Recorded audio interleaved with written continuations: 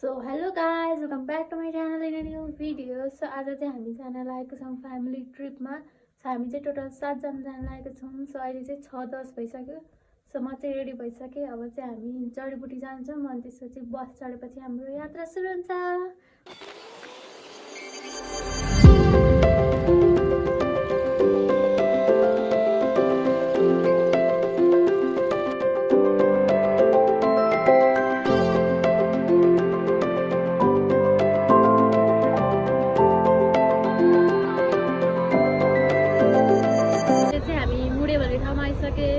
So अहिले चाहिँ 11 बज्यो। हामी चाहिँ जडीबुटीबाट चाहिँ 7 बजे हिँडेका थियौँ।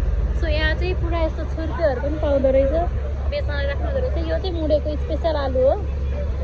सो यो चाहिँ हो मुडे बजार। सो यहाँ चाहिँ खाना खानालाई रोकेको थियो। अब चाहिँ 1-2 घन्टामा चाहिँ हामी सैलुङ पुग्नेछौँ। हामी चाहिँ सैलुङ जाँदाखेरि बाटोमा चाहिँ पुरा आलुको खेती हेरेर हिँडिरहेको थियौँ। सो त्यहाँ चाहिँ जताकतै नै आलुको खेती हुँदो रहेछ। सो सबैतिर हरियाली थियो, हेर्दा पनि एकदमै रमाइलो लागिरहेको थियो। कालापानी भन्ने ठाउँमा आइसक्यौँ। हामी चाहिँ अहिले 3 बजे आएको थियौँ। सो हामी जडीबुटीबाट हिँडेको चाहिँ ठ्याक्क 7 बजीबाट हो। गाडी चाहिँ एकदम कुद्दा रोक्दा सामानहरू हाल्दा उड्दा गरेर चाहिँ एकदम 3 बजी पुऱ्यायो, नत्र चाहिँ 12 बजी आउने भन्ने गाडी थियो। सो यहाँ चाहिँ एकदमै पानी पर्दा हामी चाहिँ आज सैलुङ घुम्न जान चाहिँ पाएन। सैलुङ चाहिँ उतै माथि हो। सो भोलि हामी पानी रोक्यो भने चाहिँ जान्छौँ।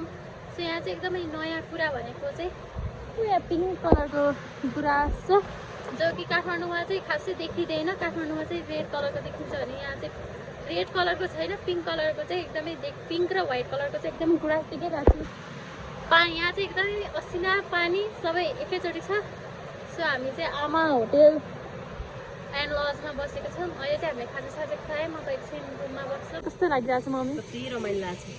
पानी पनि आयो, असिना पनि आयो, बाटोमा पनि रमाइलो भयो। यहीँ टिकट बुझ्नलाई आएको थियौँ, किन भन्दा भोलि काठमाडौँ पनि जानुपर्छ।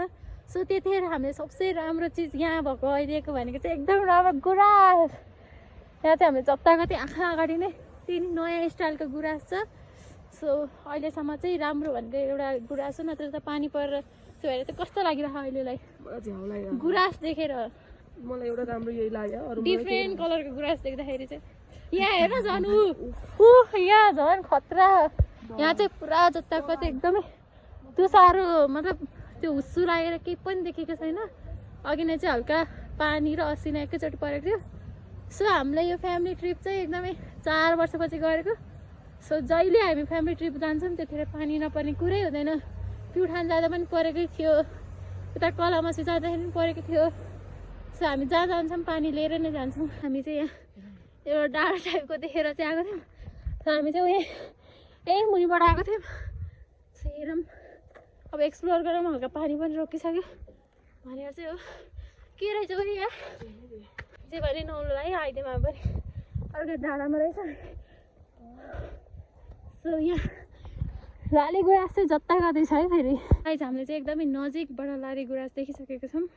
सो हामीले लाली गुराँस देखेर चाहिँ एकदमै खुसी लागेको थियो, किन भन्दा यो डिफ्रेन्ट कलरमा पनि छ। अनि काठमाडौँमा चाहिँ हामी कतै घुम्न जाँदाखेरि हेऱ्यो भने चाहिँ रेड कलरको मात्र देखिन्थ्यो क्या। सो अहिले चाहिँ हामीले के अरे रेडको ठाउँमा पिङ्क र व्हाइट देखिरहेको छौँ। एकदमै खुसी लागिरहेको छ। ल थ्याङ्क यू। मलाई यो अफिसर टिपेर पनि ल्याइसकेँ।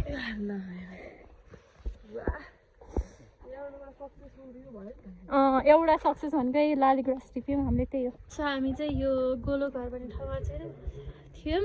सो यहाँ चाहिँ हामीले टिकट पनि काटिसक्यौँ। सो यहाँको भ्यू चाहिँ भर्खरै यस्तो चिसो भइसक्यो। एक्कासी यहाँ तुसारो बढेर सो अघिसम्म एकदमै देखिरहेको भ्यू अहिले एकदमै गायब भइसक्यो। एकदमै जाडो पनि भइसक्यो। अब चाहिँ जान्छौँ होला तलतिर, अनि त्यसपछि ज्याकेट लाएर फेरि घुम्न हिँड्छौँ कि पानी नै पर्दैछ तर एकदम खतरा देखिरहेको छु। यस्तो खतरा वाउ, लाइक यहाँको चाहिँ वर्थ इटै छ। सो यस हामी इन्जोय गर्दैछौँ। हामी चाहिँ अहिले अघि भर्खरसम्म केही नभए ठाउँ अहिले यहाँ यस्तो हुस्सु लाएर चिसो भएर पानी दन्केर केही बाँकी छैन है। सो यहाँको वेदर चाहिँ एकदम अनएक्सपेक्टेड छ। घरि घाम लाग्छ, घरि पानी पर्छ, घरि असिना झर्छ। सो यही नै हो रमाइलो। सो यहाँ चाहिँ एकदमै चिसो छ। अहिले चाहिँ हामीले खासै केही यत्तिकै हिँडिरहेको छौँ घुम्नलाई। सो अब चाहिँ हामी एकछिनमा पानी रोकेपछि तल होटेलमा जान्छौँ। त्यसपछि ड्रेस अलि बाक्लो साक्लो लगाएर अनि पानी रोक्यो भने चाहिँ घुम्न हिँड्छौँ, नत्र भने चाहिँ त्यही होटेलमा बसिरहन्छौँ। सो आज चाहिँ हामी कोही पनि गएनौँ खास। अनि आज कस्तो लागिरहेछ यस्तो वेदरमा? एकदम रमाइलो रहिरहेछ कहिलेको यात्रा एकदम अविस्मरणीय। सो हामी चाहिँ अहिले यतिकै बसिरहेको थियौँ। हामीलाई चाहिँ फोटो खिच्न पर्यो रे अहिले नै। एकदमै सिन त राम्रो आइरहेछ तर भिजेर जाडो होला भनेर मात्र। क्यामेराम्यान चाहिँ टोटल 7 जना आएको थियौँ। त्यहाँ 7 जना मध्ये चाहिँ यहाँ हुनुहुन्छ mummy. Hello mummy. Mummy hello. अनि यहाँ चाहिँ थियो अपेक्षा हाई। यहाँ चाहिँ हुनुहुन्छ दादा, यहाँ चाहिँ हुनुहुन्छ बाबा। Hello hello aunty. यहाँ चाहिँ अङ्कल हुनुहुन्छ। सो हामी चाहिँ टोटल यति 7 जना आएको थियौँ घुम्नलाई। हामीले चाहिँ यहाँ घोडा पनि देखिसकेका छौँ।